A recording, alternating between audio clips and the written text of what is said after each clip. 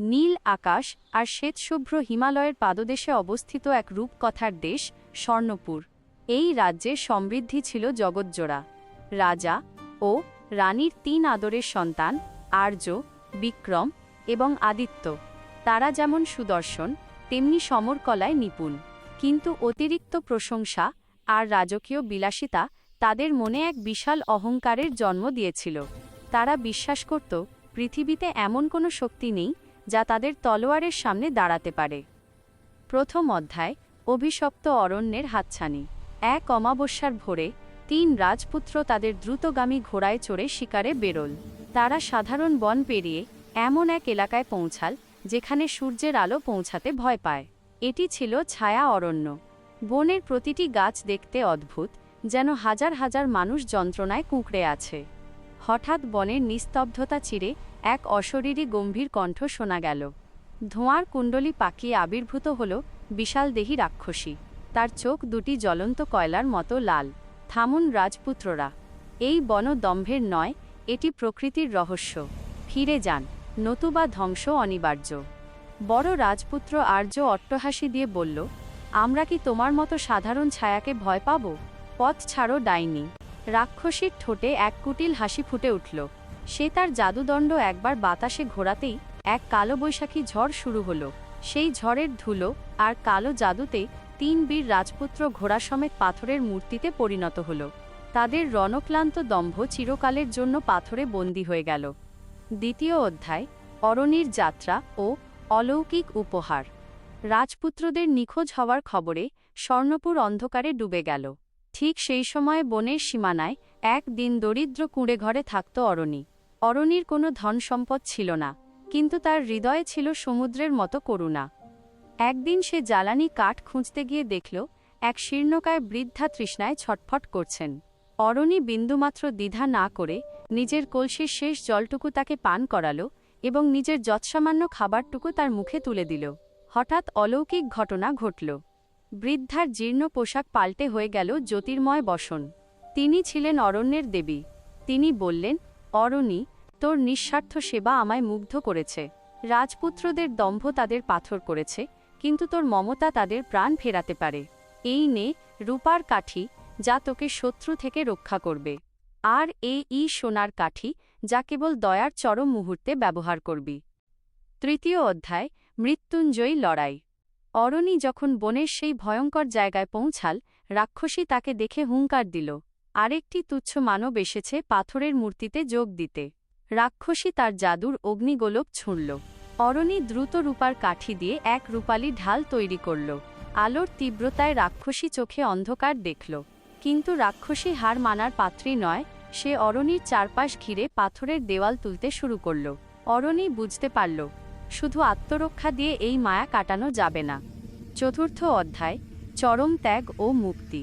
অরণি দেখল পাথরের রাজপুত্রদের গায়ের রং ধূসর থেকে কালো হয়ে যাচ্ছে, অর্থাৎ তারা চিরতরে প্রাণ হারাতে চলেছে। অরণি নিজের জীবনের মায়া ত্যাগ করল। সে সোনার কাঠিটি নিজের জন্য ব্যবহার না করে পূর্ণ বিশ্বাস নিয়ে ৩ মূর্তির বুকে ছুঁয়ে দিল। মুহূর্তের মধ্যে এক ঐশ্বরিক সোনালী আলো পুরো বনকে আলোকিত করে তুলল। পাথরের খোলস ফেটে বেরিয়ে এল ৩ রাজপুত্র। তাদের অহংকার ধুয়ে গিয়ে চোখে উঠল অনুশোচনার জল। সোনার কাঠির সেই পবিত্র আলোয় রাক্ষসীর আগুন পুড়ে ছাই হয়ে গেল। অরণ্য আবার সবুজ হয়ে উঠল। পাখিরা গেয়ে উঠল তাদের মিষ্টিমধুর মিলনের গান। রাজপুত্ররা আবার তাদের রাজ্যে ফিরে এলো, তবে বীর হিসেবে নয়, সেবক হিসেবে। অরণিকে নতুন রাজপ্রাসাদে সসম্মানে বরণ করে নেওয়া হলো। মহারাজা ঘোষণা দিলেন যে আজ থেকে এই রাজ্যের মহারানী বা ত্রাতা হলেন অরণি। রাজা বললেন, আমাদের শক্তি ছিল তলোয়ার, কিন্তু অরণির শক্তি ছিল তার অত্যন্ত সাহস ও মানবিকতা। অরণি আর ছোট রাজপুতদের বিবাহের মধ্য দিয়ে রাজ্যে আবার প্রাণ ফিরে এলো। তারা রাজ্যে সুখে রাজত্ব করতে লাগলো। অহংকার মানুষকে সর্বদাই নিঃস্বার্থ ও নির্জীব করে তোলে, আর ভালোবাসা মানুষকে ধর্ম, ন্যায় এর পথে চালিত করতে সাহায্য করে। আজকের গল্পের মাধ্যমে আমরা এটাই উপলব্ধি করলাম, শিখলাম। তোমরা যদি অরণ্যের জায়গায় থেকে থাকো তাহলে তোমরা কে কী করতে চাও কমেন্টে অবশ্যই জানাবে। আর ভিডিওটা যদি তোমাদের ভালো লেগে থাকে অবশ্যই লাইক, কমেন্ট, শেয়ার করবে। চ্যানেল নতুন হলে অবশ্যই চ্যানেলটিকে সাবস্ক্রাইব করে বেল আইকন অন করে রাখবে। ধন্যবাদ। পরের ভিডিওতে আবার দেখা হবে।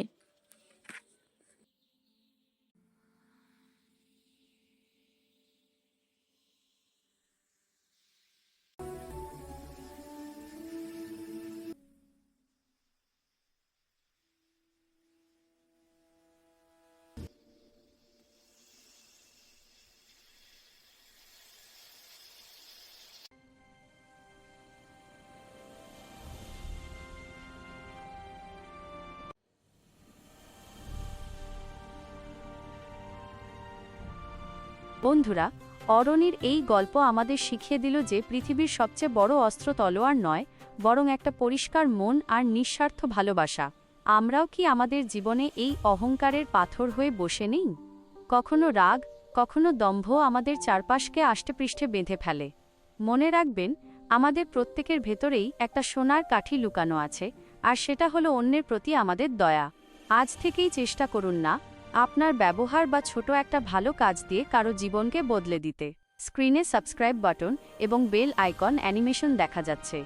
অরণির এই সাহসিকতা আপনার কেমন লেগেছে কমেন্ট করে আমাদের অবশ্যই জানান।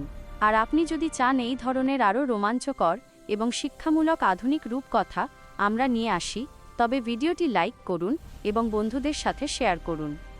এরকম আরও জাদুকরী গল্পের দুনিয়ায় হারিয়ে যেতে এখনই আমাদের চ্যানেলটি সাবস্ক্রাইব করে পাশে থাকুন। দেখা হচ্ছে পরবর্তী ভিডিওতে অন্য কোনো রাজ্যে, অন্য কোনো গল্পে। ততক্ষণ ভালো থাকুন আর চারপাশের মানুষের মাঝে ভালোবাসা ছড়িয়ে দিন।